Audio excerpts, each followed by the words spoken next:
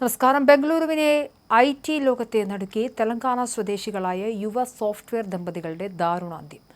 ഭർത്താവിനെ ഫ്ളാറ്റിനുള്ളിൽ തൂങ്ങി മരിച്ച നിലയിൽ കണ്ടെത്തിയതിന് പിന്നാലെ കെട്ടിടത്തിന്റെ 17ാം നിലയിൽ നിന്ന് ചാടി ഭാര്യയും ജീവനൊടുക്കി. തിങ്കളാഴ്ച ബംഗളൂരുവിലെ അപ്പാർട്ട്മെന്റിലാണ് നാടിനെ കണ്ണീരിലാഴ്ത്തിയ സംഭവം നടന്നത്. തെലങ്കാന സിദ്ദിപേട്ട് സ്വദേശികളായ ഭാനുചന്ദർ റെഡ്ഡി, ഭാര്യ BB ഷാസിയ സിറാജ് എന്നിവരാണ് മരിച്ചത്. സോഫ്റ്റ്വെയർ എഞ്ചിനീയർമാരായ ഭാനു റെഡ്ഡിയും IBM ജീവനക്കാരിയായ ഷാസിയയും ജോലി സംബന്ധമായാണ് ബംഗളൂരുവിൽ താമസിച്ചിരുന്നത്. തിങ്കളാഴ്ച ജോലി കഴിഞ്ഞ് ഷാസിയ ഫ്ളാറ്റിലെത്തിയപ്പോൾ വാതിൽ അകത്തുനിന്നും പൂട്ടിയ നിലയിലായിരുന്നു. ഏറെ നേരം വിളിച്ചിട്ടും വാതിലിൽ മുട്ടിയിട്ടും ഉള്ളിൽ നിന്ന് പ്രതികരണമൊന്നും ഉണ്ടാകാത്തതിനെ തുടർന്ന് പരിഭ്രാന്തയായ യുവതി സെക്യൂരിറ്റി ജീവനക്കാരെയും അയൽവാസികളെയും വിവരമറിയിക്കുകയായിരുന്നു. തുടർന്ന് എല്ലാവരും ചേർന്ന് വാതിൽ തകർത്ത് അകത്തു കടന്നപ്പോഴാണ് മുറിക്കുള്ളിൽ ഭാനു റെഡ്ഡിയെ തൂങ്ങി മരിച്ച നിലയിൽ കണ്ടെത്തിയത്. അപ്രതീക്ഷിതമായി കാഴ്ച നൽകിയ ആഘാതത്തിൽ മാനസികമായി തകർന്ന ഷാസിയ മിനിറ്റുകൾക്കകം കെട്ടിടത്തിന്റെ 17ാം നിലയിൽ നിന്നും താഴേക്ക് ചാടി മരിച്ചു. ഭർത്താവിന്റെ മരണം കണ്ട നിമിഷങ്ങൾക്കകമുള്ള യുവതിയുടെ ഈ കടും കൈ കണ്ടുനിന്നവരെല്ലാം നടുക്കത്തിലാഴ്ത്തി. സംഭവത്തിൽ അസ്വാഭാവിക മരണത്തിന് പോലീസ് 2 പ്രത്യേക FIRകൾ രജിസ്റ്റർ ചെയ്തിട്ടുണ്ട്. ദമ്പതികളുടെ മരണത്തിലേക്ക് നയിച്ച കൃത്യമായ കാരണം എന്തെന്ന് ഇതുവരെയും വ്യക്തമായിട്ടില്ല. സാമ്പത്തിക പ്രശ്നങ്ങളോ കുടുംബ വഴക്കോ ഉണ്ടോ എന്നതടക്കമുള്ള കാര്യങ്ങൾ പോലീസ് പരിശോധിച്ചു വരികയാണ്.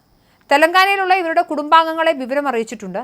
ബന്ധുക്കളിൽ നിന്നും സുഹൃത്തുക്കളിൽ നിന്നും മൊഴിയെടുത്ത ശേഷം കൂടുതൽ വ്യക്തത വരുത്തുമെന്നും അന്വേഷണ ഉദ്യോഗസ്ഥർ അറിയിച്ചു.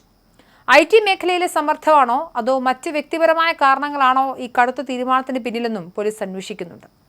ബംഗളൂരുവിലെ IT മേഖലയെ ഒന്നടങ്കം നടുക്കിയ സംഭവം പ്രൊഫഷണൽ ജീവിതത്തിലെ വിജയങ്ങൾക്കിടയിലും മനുഷ്യർ അനുഭവിക്കുന്ന മാനസിക സംഘർഷങ്ങളിലേക്കാണ് വിരൽ ചൂണ്ടുന്നത്.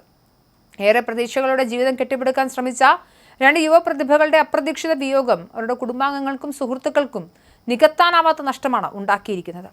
പുറമേ കാണുന്ന തിളക്കത്തിനപ്പുറം IT ജീവനക്കാർക്കിടയിൽ വർദ്ധിച്ചു വരുന്ന മാനസിക സമ്മർദ്ദങ്ങളെക്കുറിച്ചുള്ള ഗൗരവമായ ചർച്ചകൾക്കും ഈ ദുരന്തം വഴി തുറക്കുന്നുണ്ട്.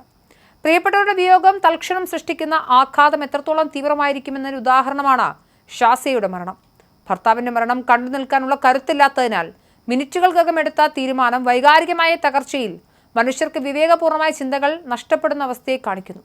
പ്രതിസന്ധി ഘട്ടങ്ങളിൽ കൂടെ നിൽക്കാനും സാന്ത്വനിപ്പിക്കാനും ആരെങ്കിലും ഉണ്ടായിരുന്നെങ്കിൽ ഒരു പക്ഷേ ഈ ഇരട്ട മരണം ഒഴിവാക്കാമായിരുന്നു. എന്നാൽ എന്താണ് ഭർത്താവിനെ ഈ മരണത്തിലേക്ക് അല്ലെങ്കിൽ ആത്മഹത്യയിലേക്ക് നയിച്ചതെന്ന കാരണം അടക്കം ഇനി പോലീസ് അന്വേഷിച്ച് കണ്ടുപിടിക്കേണ്ടതുണ്ട്. ഇവർ തമ്മിലുള്ള ഏതെങ്കിലും കുടുംബപരമായ പ്രശ്നങ്ങളോ അല്ലെങ്കിൽ മറ്റെന്തെങ്കിലും കാരണമാണോ ഭർത്താവിൻ്റെ മരണത്തിലേക്ക് നയിച്ചതെന്നുള്ളതാണ് ഇപ്പോൾ അന്വേഷിക്കുന്നത്.